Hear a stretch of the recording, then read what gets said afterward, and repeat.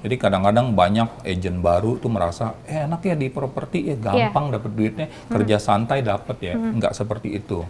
Ya harus fokus, ya nggak bisa sampingan-sampingan gitu. Ya kan bener-bener karena kalau kita spesialis di satu area itu banyak hal yang harus kita kerjakan untuk menguasai area tersebut. Kalau sampingan-sampingan itu nggak bakal bisa gitu.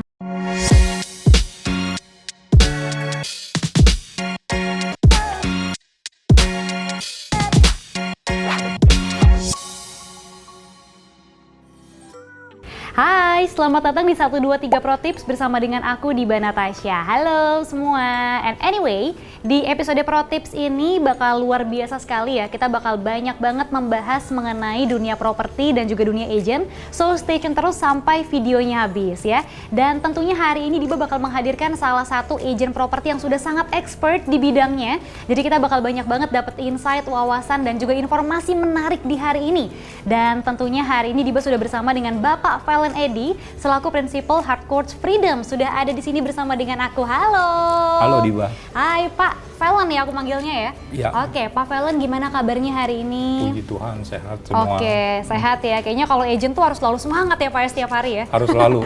Oke, nah jadi kita ini kan hari ini bakal membahas mengenai dunia agent dan juga dunia properti nih Pak, ya kan? Mungkin pertama-tama kita boleh dulu dong bahas kalau Pak Valen nih awalnya gimana sih akhirnya bisa menjadi agent atau bisa menjual properti. Awal mulanya banget gimana? Ini kita ceritain ke teman-teman semuanya. Ya. Awal mulanya sih saya jujur tidak ada background marketing sebenarnya. Oh, nggak ada background marketing? Nggak ada sama sekali. Tapi bisa jualan sampai segininya ya sekarang ya? Iya. Oke, gimana tuh? Saya backgroundnya kuliah di informatika. Jadi saya pernah kerja 2 kali di bank, 1 kali di perusahaan pembiayaan kendaraan bermotor. Nah, dari situ saya putuskan, ada satu momen saya putuskan mau usaha sendiri aja gitu. Nah, jadi sempat juga jadi agen asuransi, belajar multi level marketing, ya kan. Sampai satu ketika disuruh ikut mencoba di bidang properti. Ikut salah satu om saya di kantor agen di daerah Jakarta Barat ya. Nah, puji Tuhan 3 bulan pertama ya berjalan lumayan lancar gitu. Ya kan? Itu 3 bulan langsung ada 3 hasilnya bulan ada ya? hasilnya. Tapi setelah itu sempat menghilang setengah tahun. Balik lagi 3 bulan pertama lumayan juga. Dan menariknya pada saat itu mungkin sekitar katakanlah di tahun 2009 ya kayaknya. Ya saya awalnya itu terbantu dengan Rumah 123 pemasarannya. Nah ntar ini bakal kita bahas ya Pak ya mengenai pemasaran dari agent. Nah berarti awalnya tuh apa sih daya tariknya properti buat Pak Valen? Apa emang cuman ngelihat penghasilannya doang kah atau memang ada unsur-unsur atau aspek lain? Kalau benar-benar awalnya kita cuman sekedar mencoba. Tapi setelah dipikir-pikir properti ini pasarnya bagus banget, ya kan, karena ini merupakan salah satu kebutuhan manusia untuk kebutuhan rumah dan lain-lain, dan penduduk kan bertambah terus, jadi kebutuhan akan rumah itu akan terus berjalan terus gitu, dan potensinya juga pastinya bagus banget dan besar. Besar banget ya, apalagi untuk jangka waktu ke depannya ya. Betul. Ini luar biasa banget. Nah, kalau untuk jenis properti yang Bapak jual ini apa aja nih Pak? Kalau kebetulan saya fokus di area Serpong dan sekitarnya, saya biasa yang kita jual adalah rumah, komersial, kafling, dan apartemen. Dan apartemen, itu semuanya adanya di daerah Serpong dan sekitarnya? Betul. Emang gimana ngelihatnya prospek di daerah sana? Apakah, wah ini yang ladang yang bagus banget nih di daerah sini? Atau emang karena Bapak tinggalnya di dekat sana juga? Tinggal di situ juga, betul. Kalau prospek saya lihat bagus banget daerah Serpong. Bahkan kalau nggak salah itu termasuk 3 besar area yang paling dicari di Indonesia. Saya pernah baca kalau nggak salah survei di Rumah 123 juga ada ya. Jadi di sana tuh terdapat banyak sekali developer besar.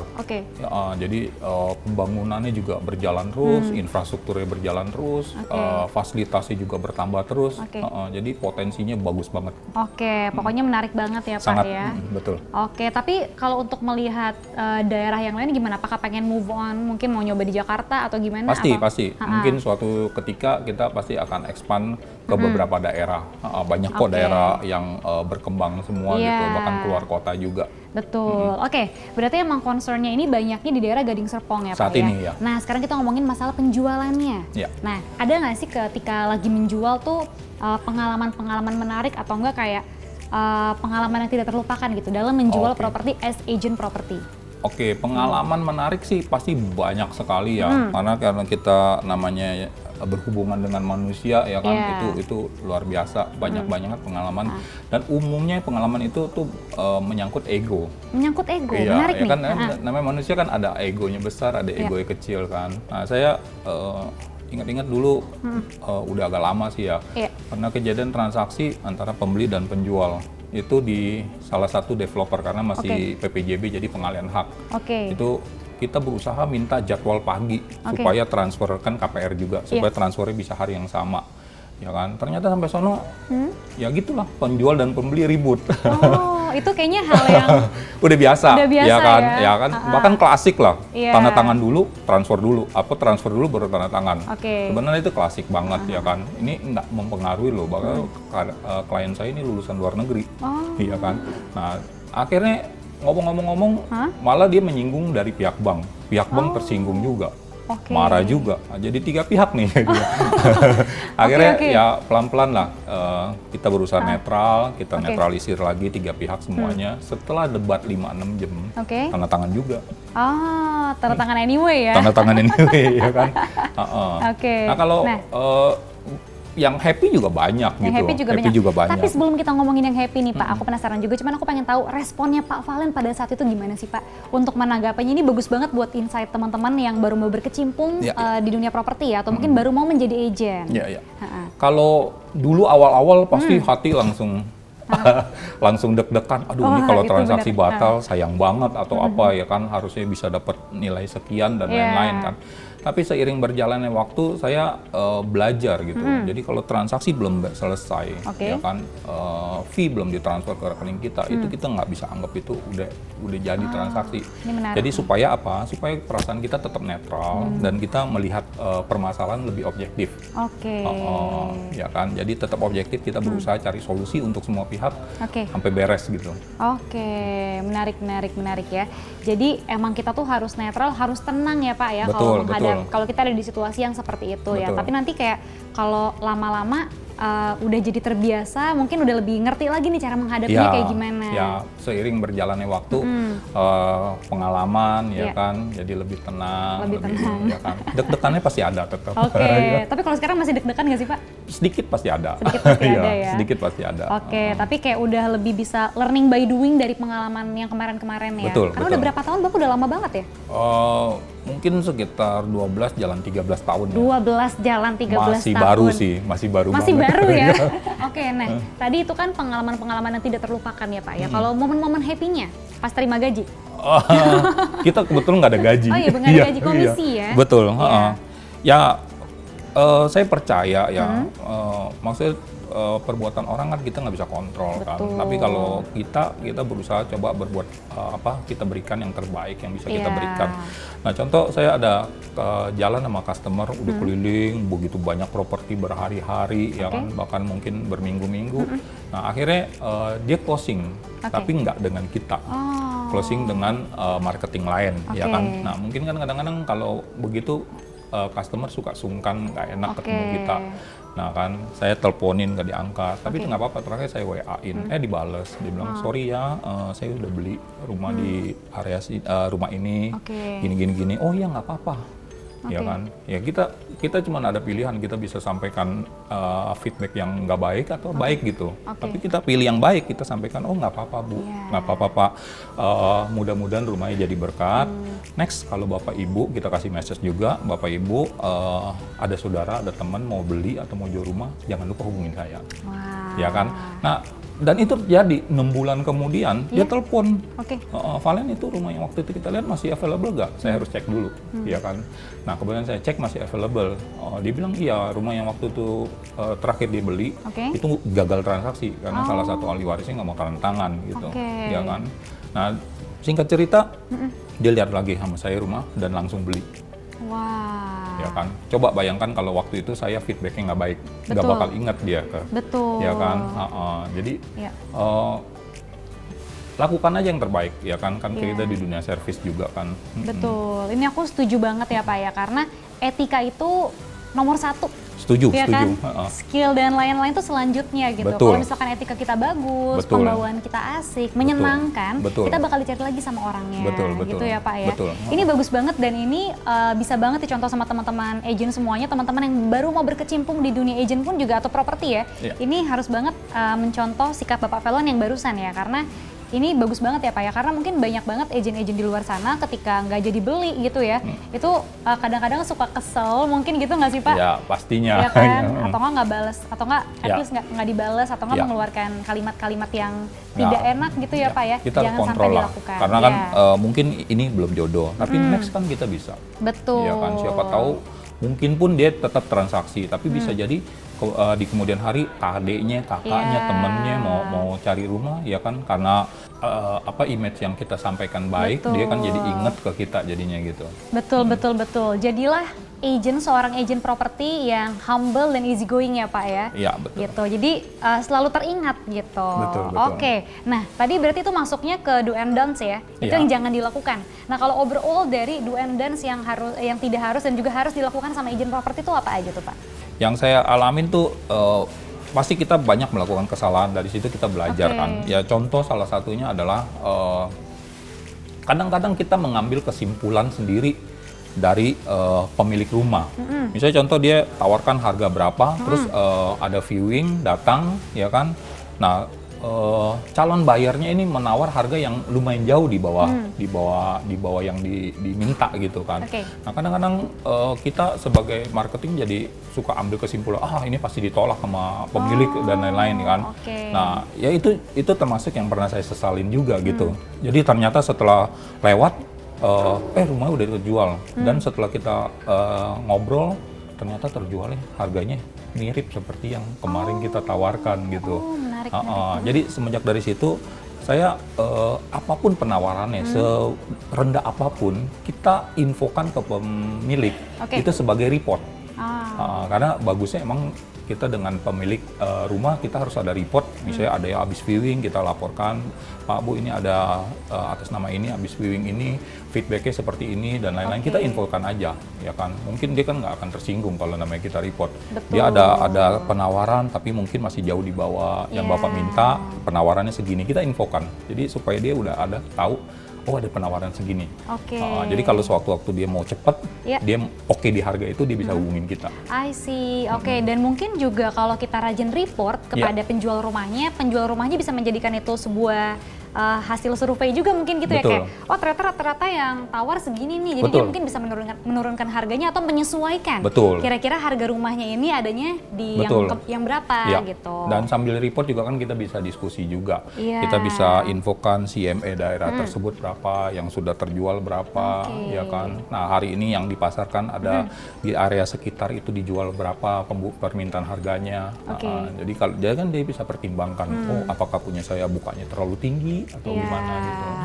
Tapi kadang-kadang kita juga bisa ngasih insight juga ya ke penjual rumahnya ya. Kalau Pak ini kayaknya harga terlalu tinggi deh, kayak gitu nggak apa-apa? Nggak apa-apa. Nggak apa-apa? Nggak apa-apa, tapi kita infokan harus berdasarkan data-data yang benar. Betul. Harus pakai data ya? Harus pakai data, ya kan. Kalau kita spesialis di situ, kembali lagi kita lebih baik bagi marketing properti harus spesialis area gitu, supaya menguasai daerah tersebut, CME daerah tersebut, ya kan, fasilitas daerah tersebut, dan future development-nya ada pembangunan apa-apa kan kita jadi bisa tahu semuanya. Ini menarik banget nih Pak. Jadi kita sebagai penjual rumah ya Pak ya, ini harus menguasai betul apa yang ada di sekitar dari rumah itu. Gitu ya Pak ya. Jadi kita sebelum cuman jual rumahnya aja nih, tapi kita juga harus mengetahui apa ya, kayak fasilitasnya, future development-nya apa, semuanya kita harus survei dulu. Bukan cuman survei harga rumahnya aja, tapi juga apa yang ada di sekitar situ. Nah itu kan informasi berharga untuk calon buyer kan. Iya. Oke, menarik. Jadi dia juga bisa melihat setelah saya beli rumah ini nilai investasinya akan bagus atau gimana gitu. Apalagi kalau emang concernnya orangnya mau investasi ya Pak ya? Betul.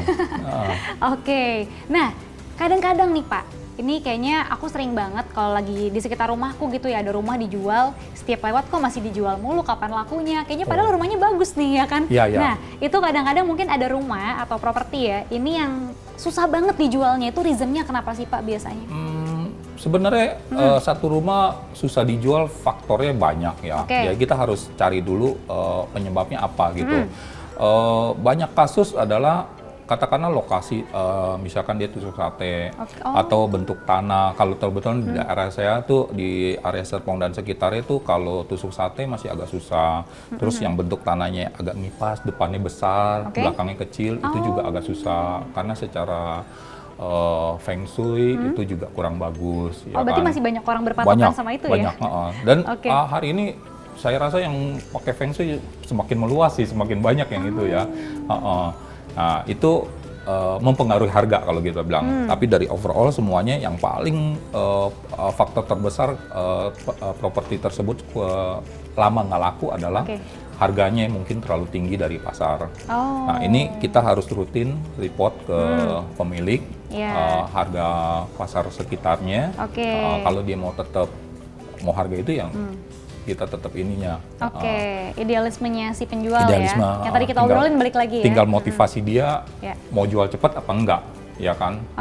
Tadi saya mungkin ada ngobrol sama Mbak Diba kan pernah ada klien saya 2 tahun atau 3 tahun ya kan, ya harganya dia maunya di atas pasar. Tapi setelah 2 tahun kemudian harganya tetap, nah pasar udah nyampe ke situ dan akhirnya terjual gitu. Tapi mungkin orangnya juga lagi nggak pengen jual cepat ya Pak ya, Betul. makanya dia bisa hold tuh bertahun-tahun, tapi ternyata harganya sama. Mungkin pada saat itu, pada saat mau dijual berapa tahun sebelumnya tuh? 2,5 tahun sebelumnya. 2,5 tahun sebelumnya agak mahal.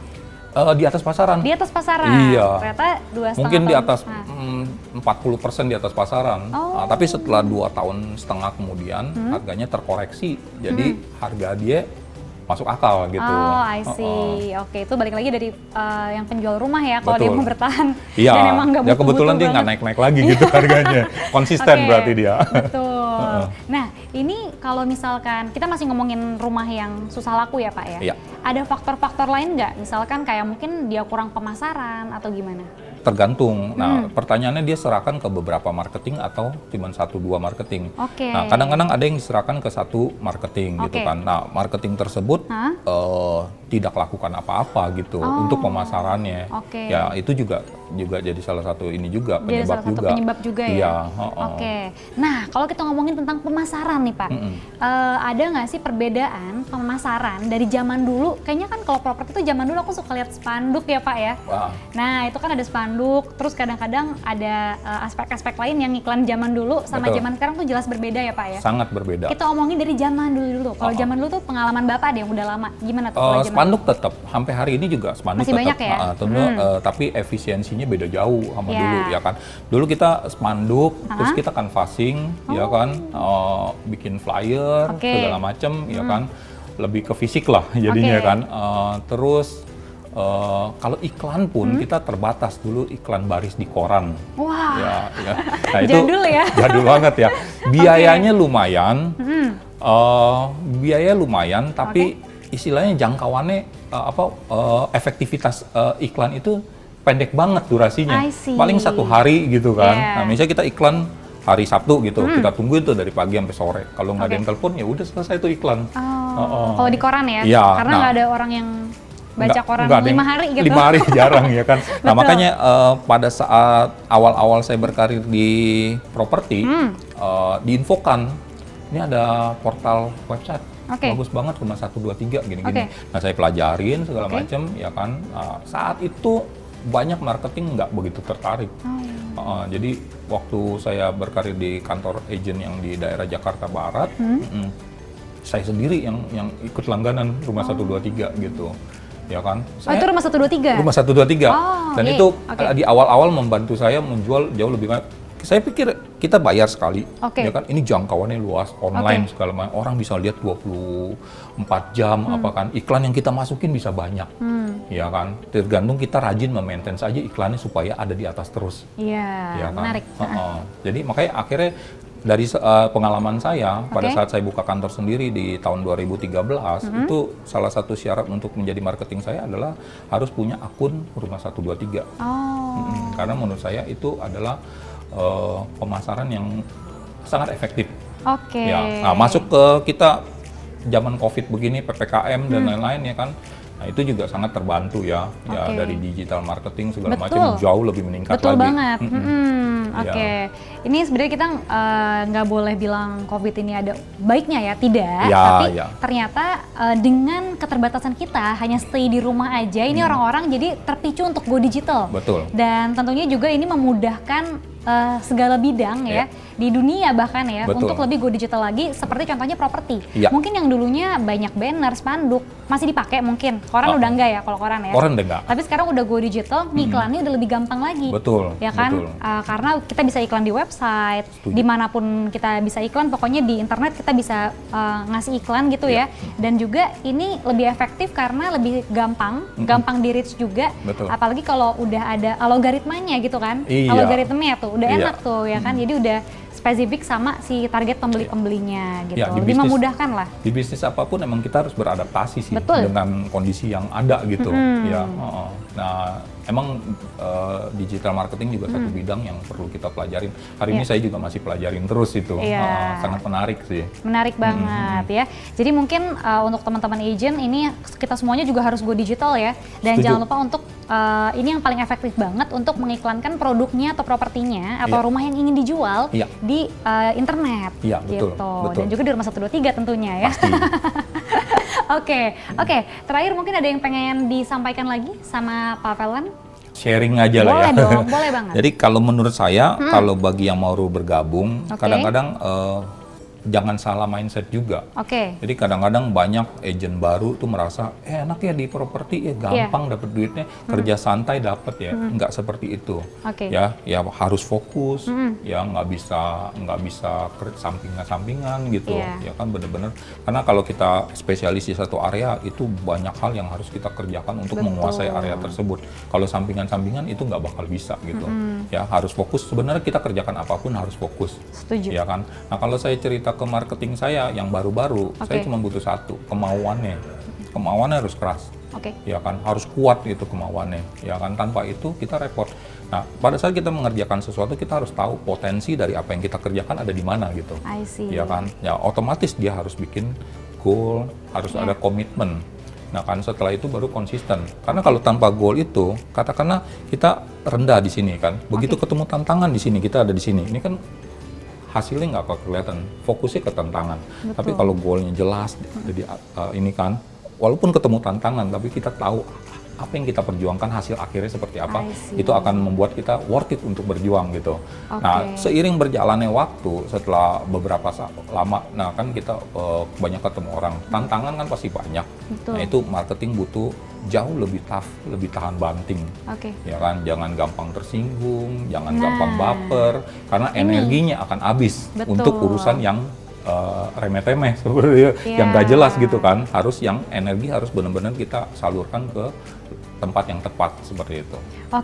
Ini menarik banget dan mungkin jarang dibahas ya Pak ya. Ini menarik banget, jangan baperan atau jangan terlalu diambil hati. Kalau misalkan itu belum rezeki yang tadi Bapak udah bilang ya, it's okay, nggak apa-apa, yang penting kita tetap attitude-nya baik kepada customer ya kan, dan juga selalu positive thinking ya Pak ya. Rezeki itu nggak kemana. Oke, menarik banget, hari ini aku dapat banyak banget insight baru. Semoga teman-teman juga dapat banyak insight baru di hari ini ya. Dan terakhir dari Pak Felwan, apa yang pengen disampaikan sama teman-teman semuanya? Atau mungkin ada tips and trick? Atau mungkin ada standarisasi nih, baiknya kalau kita seorang agent properti udah lama maupun baru mau menyemplung, apa yang harus kita lakukan? Sebenarnya yang tadi saya jelaskan ya kurang lebih sudah seperti itu sih. Ya kalau mungkin saya lebih berharap ya mudah-mudahan standarisasi dari pemerintah terhadap dunia agensi ini bisa terwujud ya dalam waktu cepat ini ya kan, supaya bidang ini lebih dihargain ya kan, lebih ada standarisasinya ya kan. Kalau di bidang properti kita mungkin ada LSP, jadi sertifikasi ya dari pemerintah ya, mudah-mudahan ini bisa berjalan dengan baik dan akhirnya ini standarnya meningkat, yang terlibat di bidang ini juga lebih maju semuanya. I see. Itu benar banget. Jadi semua agentnya sudah certified gitu ya Pak ya? Betul. Dan juga ini akan menjadi pembeda agent yang biasanya hanya sampingan saja. Kan biasanya kan kadang-kadang banyak ya Pak ya, kayak banyak. Sini saya bantuin cari ini gitu ya. Sama yang emang udah benar-benar certified. Karena mungkin kalau kita carinya di agent properti sama kita carinya lewat temen yang cuman tahu di daerah rumahnya aja itu sangat berbeda. Kalau agent properti mungkin sudah menguasai yang tadi Bapak udah bilang, udah survei, udah punya banyak data-data juga, udah mengerti situasi dan juga kondisi rumah tersebut dan sekitarnya dan jalanannya dan segala macam. Betul banget. Ya kan, jadi memang alangkah baiknya semoga ini harapan Bapak tadi ya tercapai ya. Udah dapat standarisasi dari pemerintah dan juga lebih certified lagi dan agent properti akan lebih maju lagi di Indonesia. Lebih maju lagi dan lebih profesional lagi. Lebih profesional lagi. Oke, itu dia tadi adalah ngobrol-ngobrol aku bersama dengan Pak Velen. Banyak banget yang bisa kita petik ya dari Pak Velen ya. Jadi buat teman-teman semuanya tetap semangat dan jangan lupa yang paling penting jangan baperan ya, karena rezeki itu nggak kemana kalau kata Pak Velen tadi ya. Dan jangan lupa untuk selalu survei produk yang pengen kamu jual itu lokasinya kayak gimana, strategis atau enggak, atau mungkin juga future development-nya itu seperti apa. Dan tentunya untuk teman-teman semuanya kalau misalkan ingin mendapatkan video-video mengenai properti, agent properti dan juga dunia seputar properti, jangan lupa like dan juga komen video ini ya, karena penting banget nih buat kamu semuanya kalau kamu mau berkecimpung di industri properti. Dan tentunya kalau begitu akhir kata di Banatasya pamit, mulai dari nyari rumah sampai nempatin rumah baru pastinya di rumah123.com, karena kami ada buat kamu. Sampai jumpa di 123 Pro Tips selanjutnya. Bye, see you.